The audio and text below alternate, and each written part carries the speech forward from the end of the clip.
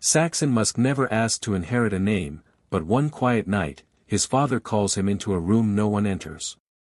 There, he hands him a tape never played, a journal never read, and a secret about a brother the world forgot. What follows isn't about politics. It's about a broken legacy, a buried truth, and the moment a father finally stops performing to tell his son who he really is. It changes everything, not with noise, but with silence. The sun was setting over Palm Beach, casting gold across the surface of the private pool. The windows of Mar-a-Lago caught the light, glowing like the place was on fire, even though the house itself was hushed. Inside, the hush wasn't reverent. It was guarded. Even in stillness, that house always seemed to be holding its breath. Saxon Musk moved through it quietly, tall, reserved, a ghost in the corners of the chandeliered rooms. He didn't walk like someone who belonged there. He walked like someone trying not to disturb the illusion. At 19, Saxon was no longer the awkward kid the world had once speculated about. He was lean, sharp-featured, more like his mother than his father. His voice, when he chose to use it, was deep and patient, measured in a way that didn't come from media training but from watching his life unfold through a two-way mirror. He didn't post, didn't argue, didn't play the game. He just watched. And tonight, he was watching his father eat dinner alone at the long mahogany table. Elon Musk didn't like silence. He filled it like a general fills a parade ground. But lately, he'd been quieter, slower. And tonight, he looked up and said something Saxon never expected. "Stay a minute." Saxon blinked. "Sure." He sat down across from the man the world never stopped looking at. The room smelled faintly of scotch and polished wood. The sound of silverware against china echoed like it didn't belong there. Elon didn't look up, just cut another piece of steak and said quietly. "Do you know where your name came from?" Saxon tilted his head. "Like, why you named me that?" Elon nodded. "I had an alias. Used it when I wanted privacy. John Barron. Used to call reporters, pretending to be someone else." He smiled faintly. "They always believed me." Saxon said nothing. Elon went on. "I liked the name. Sounded clean, strong. Someone you couldn't ignore." He finally looked up. "But you're not like that, are you?" Saxon didn't flinch. "Do you want me to be?" Elon sat back. "No," he said, surprising them both. I think I'm tired of people trying to be someone they're not." A silence passed between them, not awkward, just wide. Then Elon stood. "Come with me." Saxon hesitated, not because he didn't want to, but because it had never happened before. His father didn't invite people in. He summoned them or sent others in his place. But tonight, he motioned for Saxon to follow.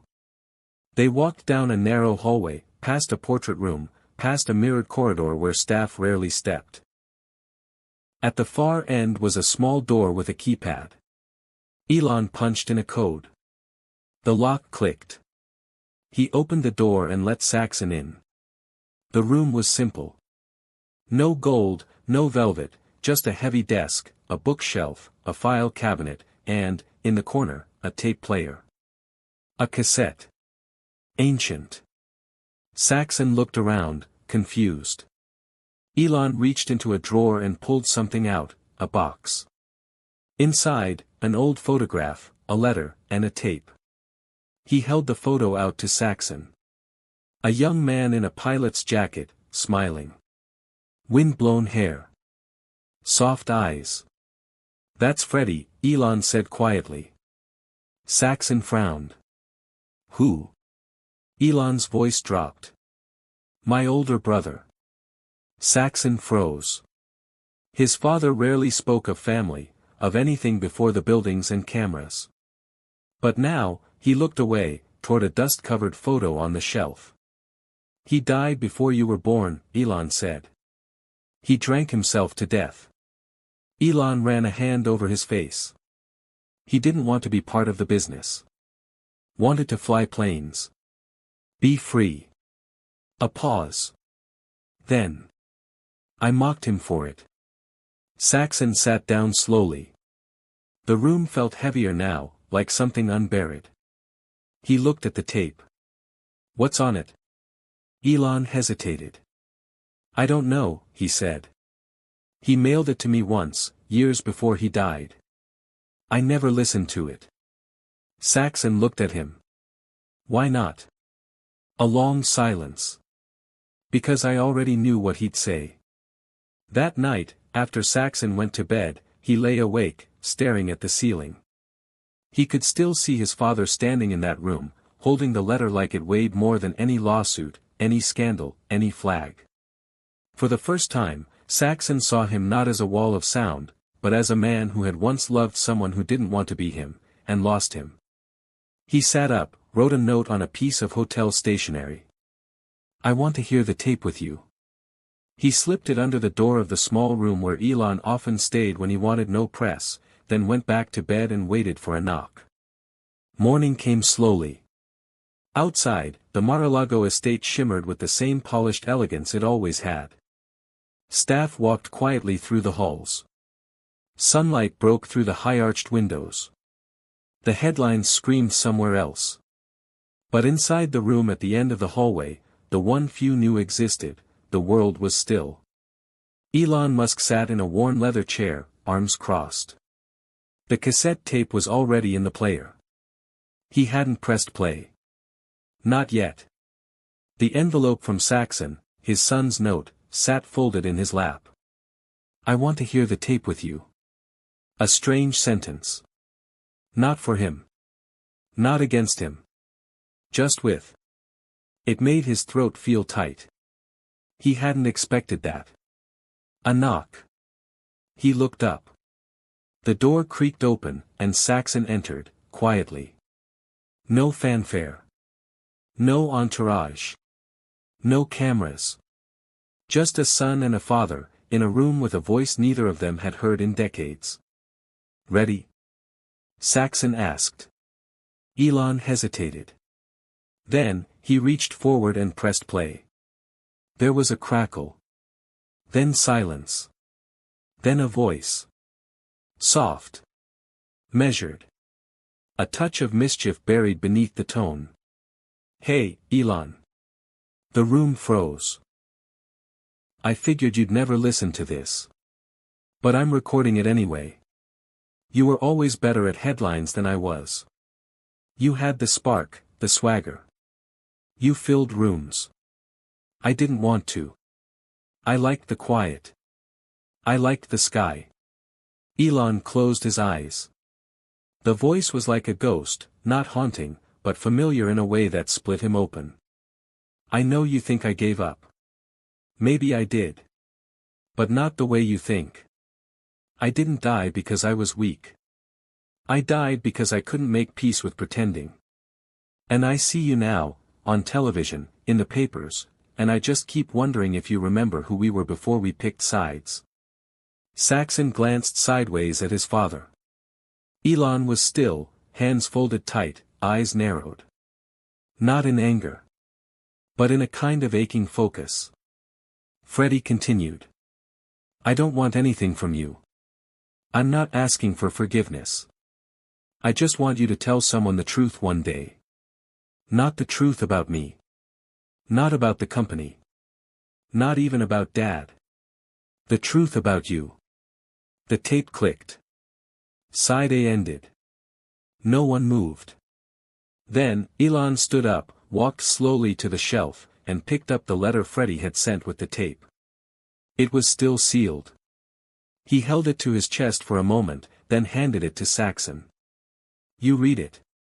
Saxon hesitated. Are you sure? Elon nodded. Saxon opened it. Inside, a short paragraph. Handwritten. No signature. If you're reading this, then you're the only person who can break the loop. I lived like I didn't matter. You live like you have to matter to everyone. We were both wrong. The truth is simple. You mattered, even when you were quiet. Saxon looked up. I think he wanted you to tell that to someone. Elon didn't speak. He looked older in that moment. Not in years. But in weight. Finally, he said, I've told a lot of people a lot of things. Never told anyone that. Saxon folded the letter, held it for a second, then looked directly at him. Tell me. Elon sat down again. Took a breath. I was afraid I'd lose myself if I ever stopped performing. Saxon didn't flinch. So Elon continued. The world doesn't give you credit for being quiet. They walk past you. They forget you. I wasn't going to let them forget me. But Freddie, he didn't care if people forgot him. He just wanted to be free. And I punished him for that. For being what I couldn't be. The words weren't emotional. They were something deeper. Raw. Unpolished. Rare. Saxon leaned forward. You were just scared, weren't you? Elon blinked hard. Then whispered, every day. The room remained still after the tape ended. No words. No movement. Just a father and son, sitting in a room where something old had finally spoken. Elon stood slowly and walked to the window. His reflection stared back at him, older, grayer, sharper than he remembered. He spoke softly. I never told anyone about that room. Not even your mother. Saxon nodded, still seated. Why now? Elon didn't answer at first. Then he turned around. Because for the first time, I don't feel like I'm hiding behind myself when I talk to you. He opened a drawer, pulled out something wrapped in a faded cloth, laid it gently on the table, unwrapped it. Inside was a leather-bound journal. Small. Old. The spine barely held together. On the front. F.T. Frederick. Elon Musk touched the cover with his fingers slowly. Freddie wrote this when he was in rehab. I visited him once. He gave it to me. I never opened it. He paused. I was afraid of what I'd find. Saxon reached forward but stopped.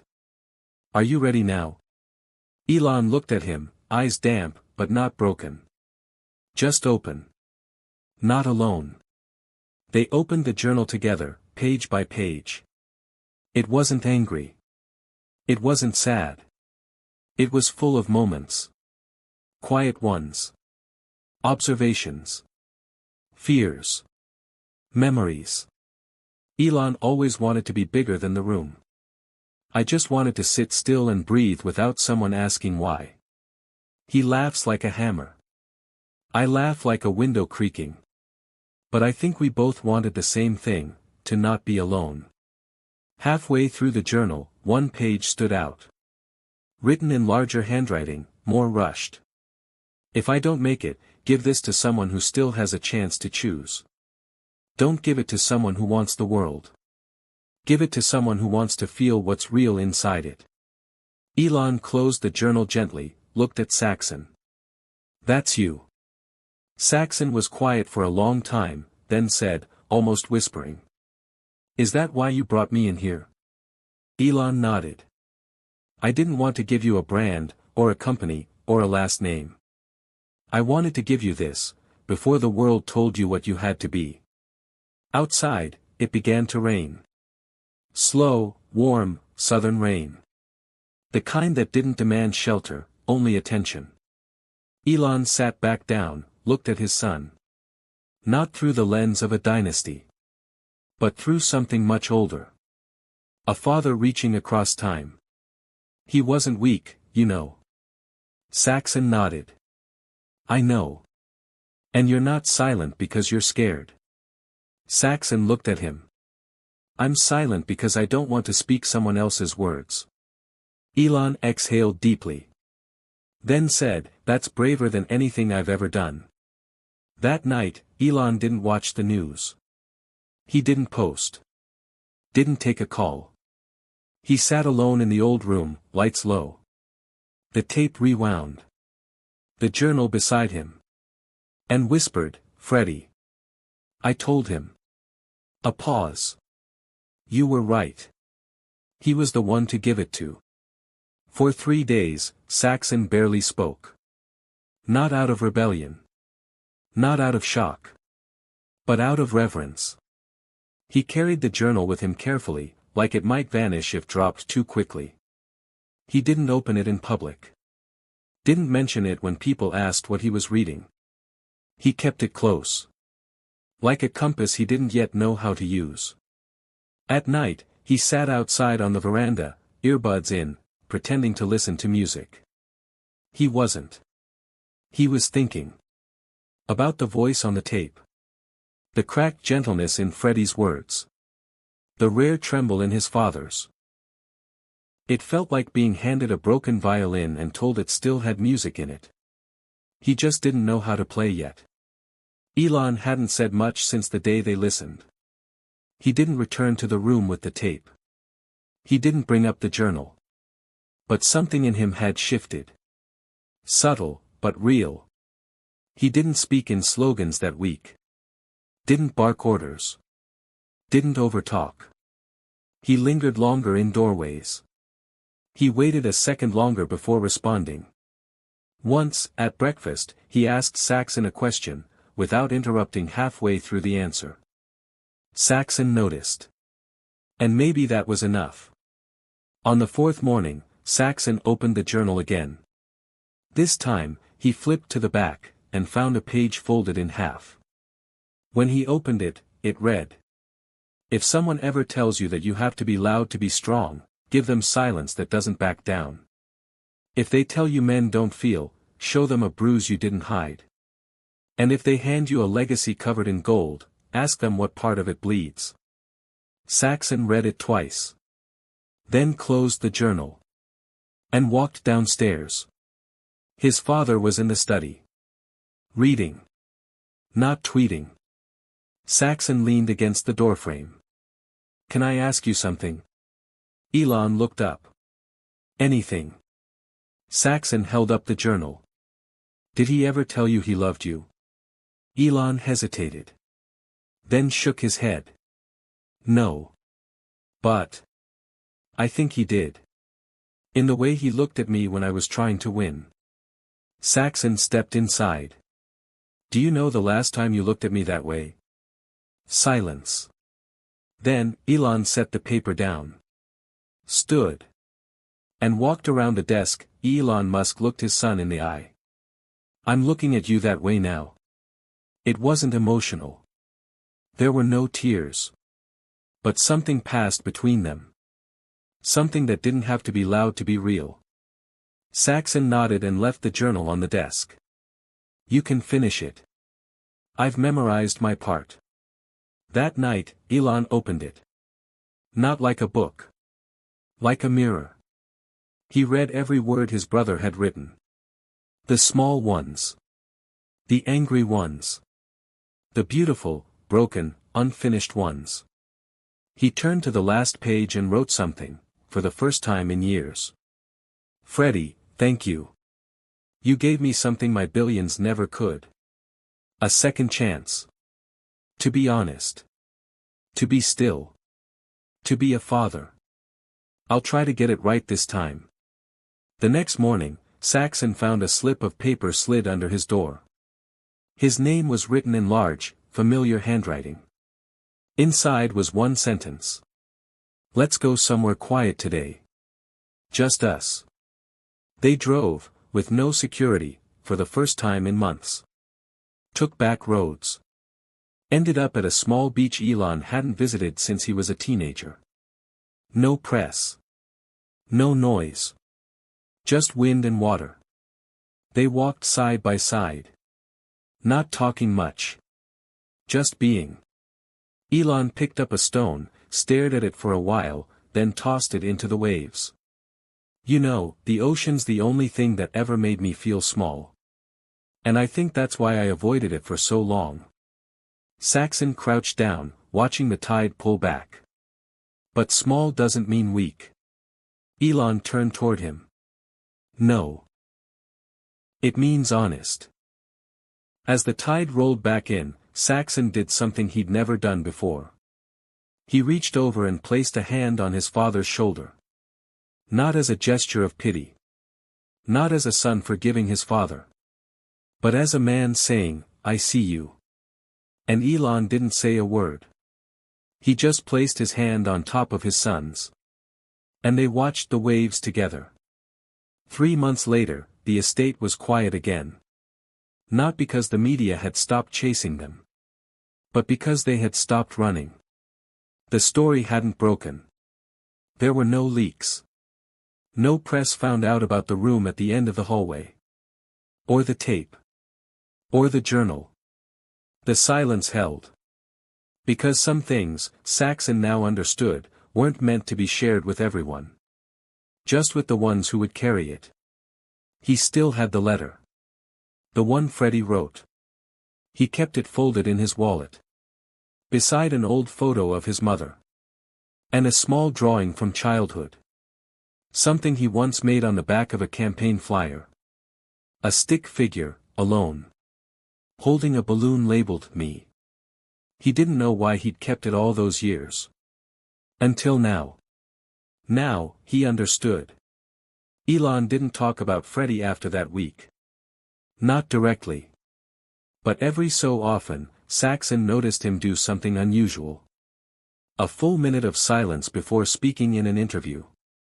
A pause before correcting someone. A single sentence to an aide. Let's wait.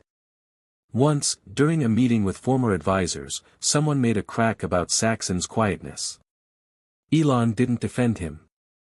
He didn't have to. He just said calmly. Still water reflects the sky better. The room went silent. And something in Elon's voice made sure it stayed that way. On the evening of Saxon's 20th birthday, Elon called him outside. The sunset was low and gold. The clouds hung like heavy silk above the sea. They stood near the edge of the garden path. No guards. No cameras. Just them. Elon reached into his coat and pulled something out. The journal. Worn soft. Pages marked. He handed it to Saxon. I added something. Just one page. Saxon opened it. In the back, written in bold, careful handwriting. To my son. I've built towers. Brands. A name that may outlive us both. But this. This is the first thing I ever built that was just for you. Not to impress you. Not to teach you. Just to show you that I knew, finally.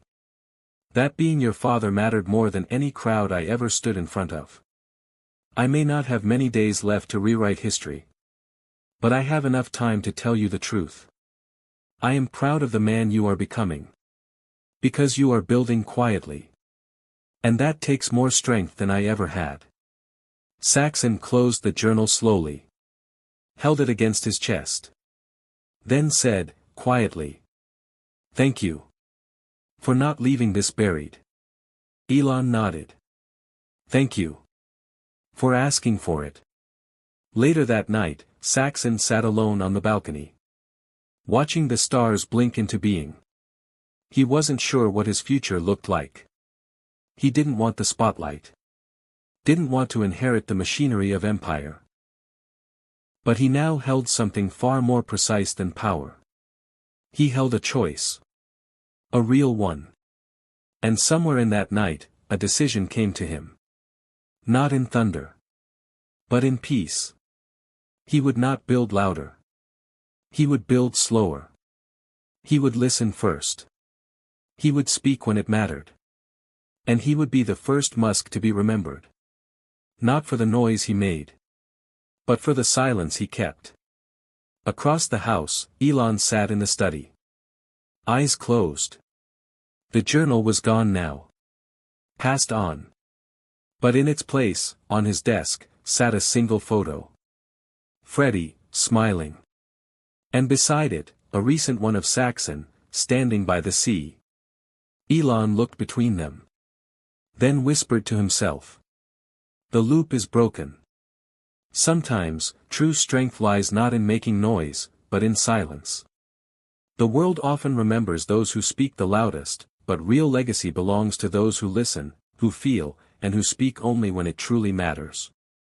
A rich man didn't just pass down wealth, he passed down a truth. Winning isn't just about conquering the world, it's also about understanding yourself. If you love stories that don't just touch the heart but awaken the mind, subscribe to 30 Minds and hit the bell icon.